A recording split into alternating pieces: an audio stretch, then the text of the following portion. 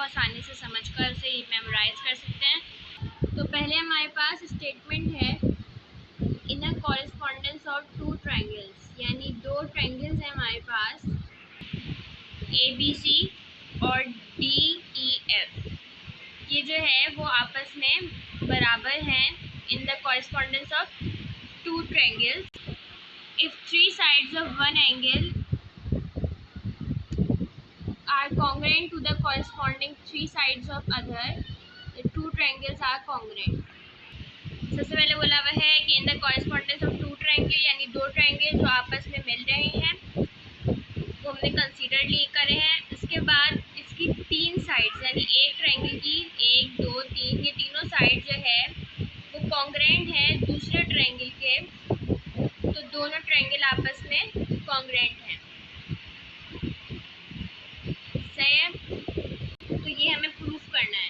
तो हमारे पास गिवन क्या है कि दो ट्रायंगल हैं आपस में कॉरेस्पॉन्डिंग है। कॉरेस्पॉन्डिंग क्या मतलब होता है कि 90% या 80% हमारे पास मिल रहे हैं। 100% बराबर तब होंगे जब हमारे पास कोई प्रूफ होगा, इसको साबित करेंगे जबकि हम दोनों आपस में बराबर है, तब जो है वो 100% कॉन्ग्रुएंट होंगे। तो हमारे पास गिवन क्या है कि दोनों आपस में कॉरेस्पॉन्डेंस है।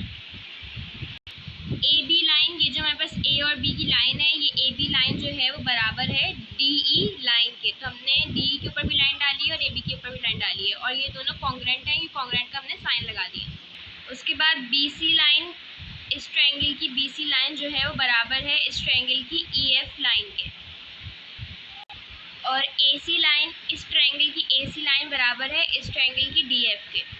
तो हमारे पास गिवन है ये तीनों साइड जो हैं वो बराबर हैं इस तीनों साइड के। सही है, ये हमारे पास गिवन है। अब हमें प्रूफ क्या करना है?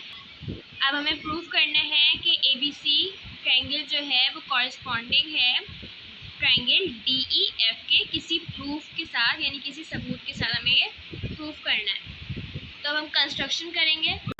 हम ये सपोज कर लेते हैं कि BC, ये जो लाइन है BC लाइन, ये लाइन बड़ी है तीनों साइड के, ये लाइन बड़ी है इन दोनों साइड के, पूरे ट्रायंगल में सबसे बड़ी लाइन यही है।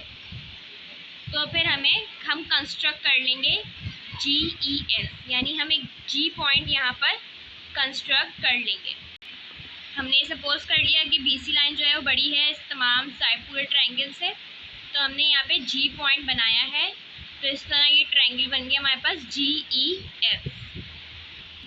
अब हमने ये एक पॉइंट दिया है कि पॉइंट G हमने जो लिया है वो हमने लिया है बिल्कुल ऑपोजिट साइड पे पॉइंट D के, देख सकते हैं आप बिल्कुल ऑपोजिट साइड पे। फिर कंस्ट्रक्शन का हमारा दूसरा पॉइंट ये है कि ये पूरा ट्रायंगल यानी GEF यानी FEG ये बराबर है किसके? एंगल B के, क्योंकि BC जब पूरी बड़ी लाइन है और हमने इसके बराबर इसको लेने के लिए GEF को लिया है, तो ये पूरा ट्रायंगल GEF एंगल बराबर है एंगल B के। ये हमारी कंस्ट्रक्शन का दूसरा पॉइंट है। फिर हमने बताया है लाइन EG बराबर है लाइन AB के। सही है, तो यहाँ पे हमारी कंस्ट्रक्शन कंप्लीट हो गई। अब हम जो है वो स्टेटमेंट और रीजंस देंगे। तो पहला पॉइंट जो है हमारे पास है in triangle ABC corresponding to triangle GEF, in triangle ABC जो मिल रहा है हमारे पास कॉरेस्पॉन्डिंग है GEF के, उसमें BC लाइन बराबर है EF के, BC लाइन बराबर है EF के, और आप देख सकते हैं ये हमारे पास गिवन में मौजूद है।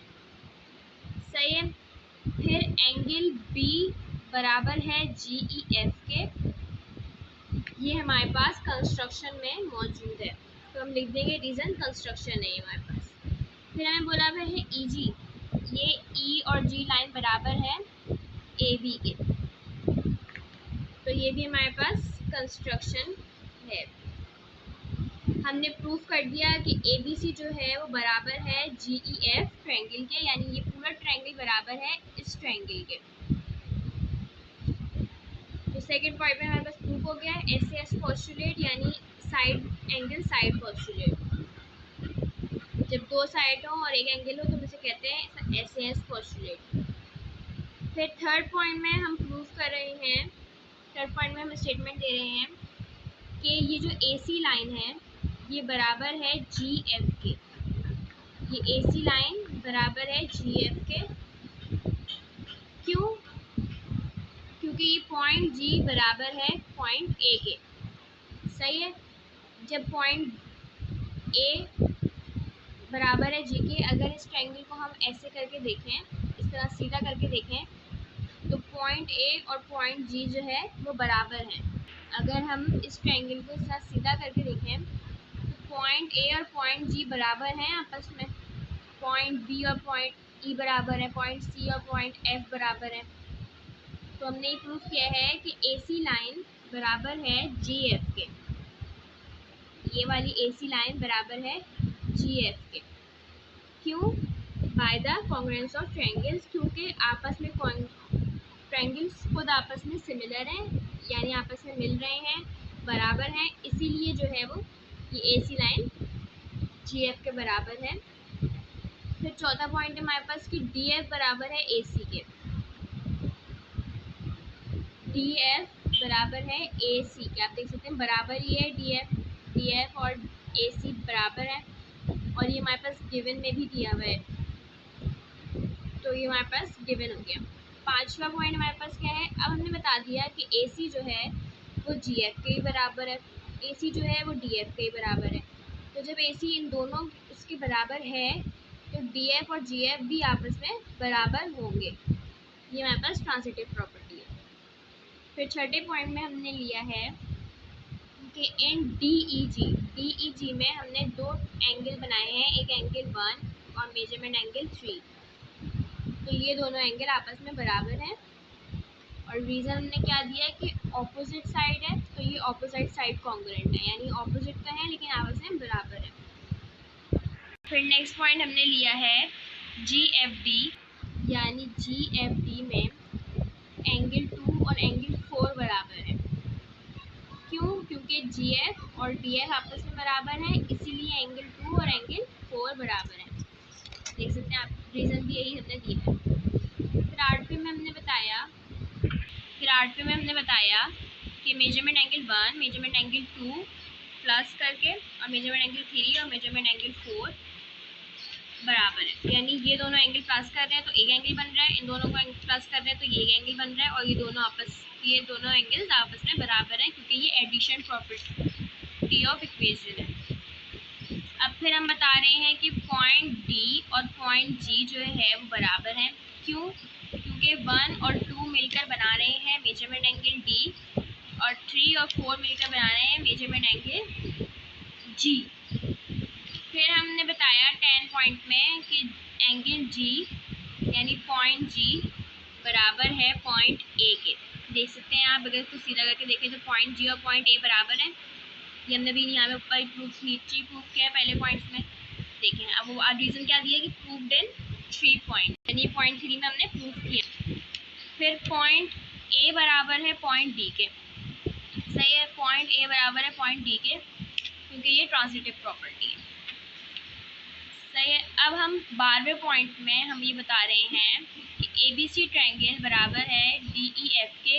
अब इसके रीजंस हम देंगे और स्टेटमेंट देंगे कि AB बराबर है DE के, ये हमारे पास गिवन है। एंगल A बराबर है एंगल D के, ये अभी हमने प्रूफ किया है ऊपर। AC बराबर है DF के, ये भी हमारे पास गिवन है। तो 13 पॉइंट में प्रूव हो गया कि ABC कॉन्ग्रुएंट है DEF के, SAS postulate, side angle side postulate. हमारे पास ये गिवन में भी मौजूद था कि ये सब एंगल बराबर है, मगर हमें प्रूफ करना था किसी प्रूफ के ज़रिए, तो हमने GEF को जो है वो सबूत के तौर पर लिया, और उससे रिलेट करते हुए हमने साबित किया कि DEF जो है वो बराबर है ABC के। अब ये 100% जो है वो बराबर है। सही है। उम्मीद है आपको थ्योरम 8 समझ आया होगा। मेरी वीडियो को लाइक करें, सब्सक्राइब करें, कमेंट करें, शेयर करें। जिनको भी ज़रूरत है, जो अच्छी ट्यूशन अफोर्ड नहीं कर सकते और उनको ज़रूरत है ट्यूशन की, तो उनको मेरी वीडियो के बारे में, मेरे चैनल के बारे में बताएं। और मेरे नेक्स्ट वीडियो तक के लिए अल्लाह हाफ़िज़।